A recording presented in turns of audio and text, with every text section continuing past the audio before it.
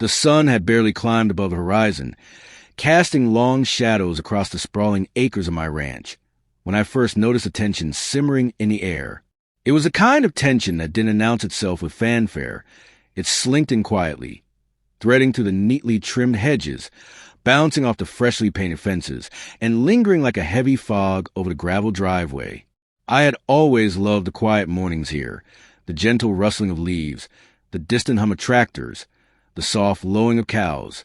But today, that peace felt fragile, threatened by forces I could never have predicted. It started with the email. My HOA, normally a background on the life of a ranch owner, had decided to awaken with full fury. The subject line was abrupt, almost jarring. Unauthorized parking notice. My brow furrowed as I clicked it open. I had been careful, meticulous even, about following every rule, every regulation. My trucks, my trailers, every vehicle I owned, all parked according to HOA guidelines. Yet here it was, a formal notice accusing me of breaking the community's strict parking restrictions. My own land, my own property, under scrutiny. The audacity was almost laughable, except it wasn't funny at all. Within hours, the notice escalated to a series of frantic phone calls. The voice on the other end of the line was unmistakable. Karen, HOA Karen. She had made it her life's mission to patrol the boundaries of property rights with a zeal that could rival the most devout centuries of history. Every word she spoke dripped with a mixture of self-righteousness and irritation, as though she were performing a sacred duty to protect the sanctity of the neighborhood from crimes no one else could see. She insisted that my vehicle, the old Ford pickup that had been in my family for generations, was blocking community access, and that I had to remove it immediately. I could almost hear the sharp clicks of her manicured nails tapping against the phone as she spoke, punctuating each sentence like a judge banging a gavel. I tried reasoning. I explained that the truck had been parked on my land, well within the property boundaries, but my words bounced off her impervious armor of authority. To Karen, logic had no place. Only adherence to the rulebook mattered. And so the notice evolved into threats, legal action, fines, potential involvement of law enforcement. She hinted at security concerns and safety regulations with all the gravitas of a judge pronouncing a sentence. I felt my pulse quicken, the ranch suddenly feeling less like a sanctuary and more like a courtroom. I remember standing by the driveway, looking at that old Ford truck, its paint faded but proud, as if it understood the absurdity of the situation.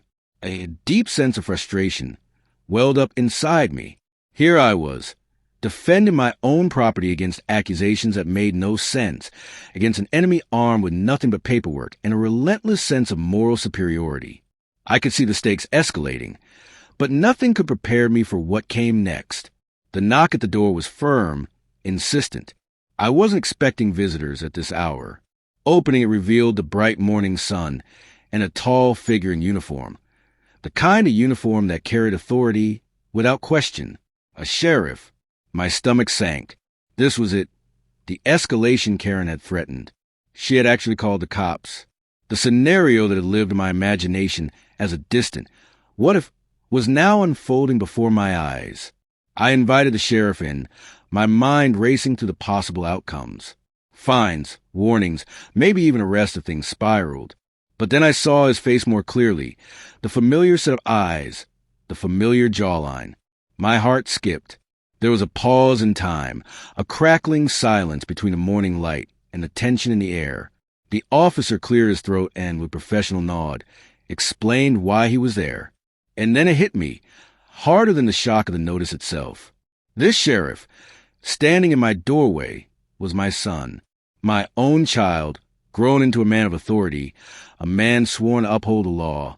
And here he was, summoned not by some federal mandate or community crime, but by Karen, my own son, called and forced a complaint on his own father's property. The absurdity, the tension, the drama, it all collided into one overwhelming moment. I could see the conflict on his face, the tight line of his lips, the slight hesitation in his stance. He was trained to act with authority, to uphold the rules, but this wasn't some faceless citizen or rogue offender. It was me, the ranch, the truck, the entire life I had built here, now intersected with his duty in a way neither of us had anticipated. My emotions swirled, a mix of pride, confusion, and the faint sting of irritation at Karen, whose audacity had reached heights I hadn't thought possible. He asked questions, wrote notes, observed the boundaries. Every movement he made was precise, professional, yet I could see him struggling with the invisible line between law and family. He didn't need to speak for me to understand the conflict raging inside him, and I, standing there, realized that this confrontation was bigger than Karen's complaint. It was about authority, respect, family, and the strange, sometimes painful intersections between them. The morning stretched on, each minute thick with unspoken words and tense gazes. I watched as the sun climbed higher, illuminating every corner of my ranch, every detail Karen had supposedly policed, and every flaw she had imagined.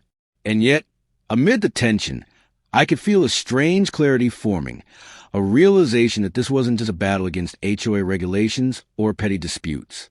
It was a test of relationships, of boundaries, of patience, and perhaps, eventually, humor.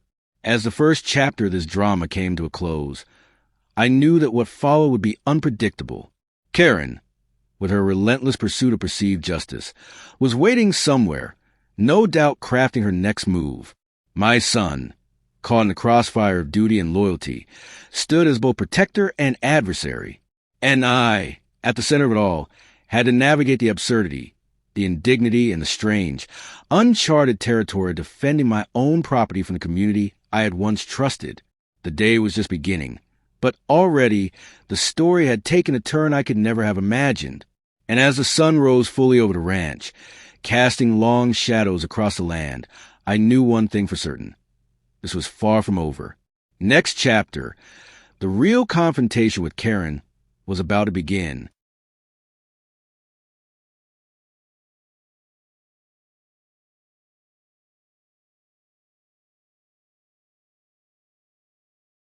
The tension that had started with an email had escalated far beyond anything I could have imagined. Karen, the HOA enforcer extraordinaire, had made it her mission to scrutinize my every move. What began as a simple notice about unauthorized parking had turned into a full-blown saga of confrontation, intimidation, and absurdity. She claimed that my truck, parked on my own land, was blocking community access.